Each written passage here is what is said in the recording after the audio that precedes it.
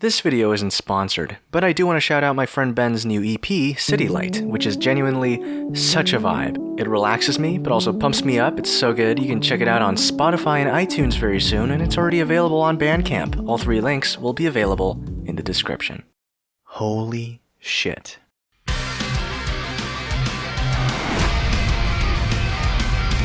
So My Hero Academia was one of the first anime I ever watched, right? And so I decided, alright, time to watch this movie that's coming out in theaters called Two Heroes. This shit's gonna be great. And it was. I deemed it perfect. Not in the sense that it's essentially the sexiest, thickest, closest to Catwoman a film can get. No, I deemed it perfect in the sense that for a film based on an anime that can't really do anything to advance the plot extensively, it did a perfect job. Then I watched like 100 more anime and my taste refined. I still do think it does a great job at being an anime film, but its flaws become more and more apparent on further viewings. But then I watched Heroes Rising and... Are you okay? The film essentially goes beyond plus ultra. That begs the question, why does a film like Heroes Rising, another My Hero Academia film set on yet another fake island, one named after a Star Wars location, NABU, go beyond plus ultra? I mean, the film also has a new supervillain wreaking havoc and is looking for someone specifically to further his evil plan. Very similar premises, and yet they're handled very differently. And there's plenty of reasons why, but I believe there are 2 that are more important than the rest. And this is what I want to talk about today. 1. NABU Island feels like an actual place. While Island feels like a real place-ish as well, Deku sees Island in the same way a tourist would, wowing in amazement at all these incredible scientific achievements and hanging out with a hot senpai making Uraraka jealous. It's never really Deku interacts with Island and makes an impact on it, which would have qualified Deku, the character we are to see the world through, as someone who is now integrated in the society and culture of Island. There's also the issue of Deku not really being someone who would usually travel to a place like this, and he in no way is in the same social standing as all the other people that are attending this formal party. Contrasting this, NABU Island is most definitely a town that Deku can easily integrate in, as it's more rural. Replacing the futuristic fancy splendor of Island is the homey NABU Island, full of people just chilling on the beach, with senior citizens that need a lift or need their motorcycle repaired. One aspect I loved about Heroes Rising is that the film takes a lot of time to showcase the protagonists adapting to this island and essentially living there. We pretty much see their daily routine in an almost slice-of-lifey way, and it's so good. And there's a particular scene in which Deku, Uraraka, and Gyro are looking for a lost boy, and it feels very real. It's the simple act of looking for a kid, and then having a small talk right after the kid is found that made me freak out. It has that kind of chill vibe of like, say, a Spider-Man 2 where a hero's doing his daily routine, or like a Shazam where, you know, the hero's doing his thing and it's slowly kind of progressing the plot, but it's more so to understand where the character is, and I think that's great. And I like that Heroes Rising gave us this for its first, 30 minutes maybe? To top it all off, spending time with the people of the island connects us to the island, and we are now invested in it. If the island is going to come under attack, oh crap, that little kid, those girls at the beach, that old lady are going to be in danger. And so, that's exactly what happens. This quirk, I think it's worth stealing.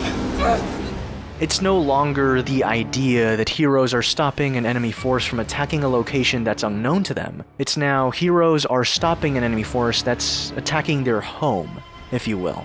Now on to reason 2, the team effort. Not to constantly compare, but in Two Heroes we have these robots that come straight out of the Raildex anime and pretty much attack Class 1A. Well, by Class 1A I mean half of Class 1A. Now this is all fine and dandy, but the main beef to be had in the film is Deku versus the antagonist Wolfram, and I guess All Might versus Wolfram, as no other hero really interacts with this villain extensively. And that's not a flaw in any way, it isn't, and I believe it works for Two Heroes. It would be a flaw to me though if this same approach was used for Heroes Rising, and thankfully it isn't. Heroes Rising makes sure to write its villains and its consequences very carefully. Every single student in Class 1A cares about this island and they have to protect it, so everyone is involved. Not just that, but the antagonist of the film, 9, will have to be beaten by Deku, so what do? Well, let's give 9 3 lackeys who all share his beliefs, meaning that now, while everyone isn't opposing the singular main antagonist, they are all opposing the principles and ideologies that the antagonist has, as the entire group of villains shared this ideology of creating a new world where the strong rule the weak. What's so great is that, to put it simply, the entire, and I mean the entire third act of the film is one gigantic fight, but the amount of detail put into it is astounding. It's not like a Transformers film where everything just smashes into each other without a plan. Everything in Heroes Rising is planned, thought out, and the heroes need to actually use their intelligence in order to survive. Even at the very end, when it looks like the heroes are to be beaten, they somehow manage to come up with a plan, one that ultimately involves, brutally punching the shit out of a villain, but there's a plan nonetheless, and it isn't the usual, my friends are giving me power type solution. Now again, the power of friendship isn't an inherent flaw, I love that kind of stuff, but it definitely is a plus that wasn't how the villain was defeated, as it would have felt like a bit of a cop-out given the amount of planning it took to try to defeat them in the first place. Now there's always this big old debate, sub versus dub, right? Watching the film both dubbed and subbed, I love both. Both are equally majestic, and I know it's subjective, but you cannot deny the amount of work and passion the English voice actors put into this film. Not a bad effort. We're just getting started. Now we'll kill you. It is jaw-droppingly good.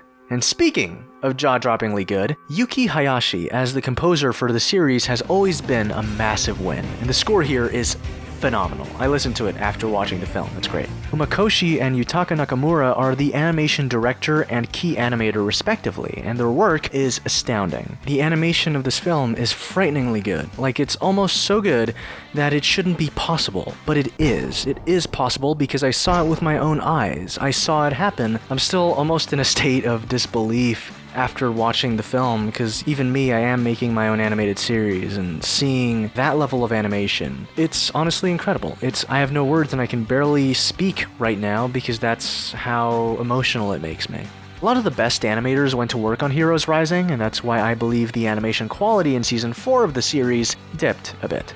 All in all, Heroes Rising truly did go beyond plus ultra in my opinion. I think the villains could have used a bit more development maybe, but it was honestly fine for what it was. There's this whole Hawks subplot, which to be honest, wasn't really necessary, but I guess it was cool for what it was, but again, it's just it felt kind of weird, but yeah, that's kind of my only critiques on the film. One thing I really dug is that Nine's idea for a superhuman society where the strong rule the weak kind of falls apart when he literally gets beaten. And then eventually Shigaraki comes in and disintegrates the dude. And I mean, it's pretty poetic, and I dug that. I mean, it could be interpreted as Nine wouldn't even survive in the superhuman society he envisioned, or he wouldn't survive in the world Shigaraki is envisioning. I don't know. I could also be looking way too much into the film, but that's how I interpreted it. So thank you, Chads, very much for watching. If you are not a Chad and you're like, what the hell is a Chad? Well, you can subscribe and become part of the Chad Nation. That's right, we are a nation full of weebs and non-weebs, and we all live in harmony, peace and harmony. Peace, peace. I want to thank my beloved patrons for making this video possible. You are all amazing, much love to you, and as always, thanks for coming to the table.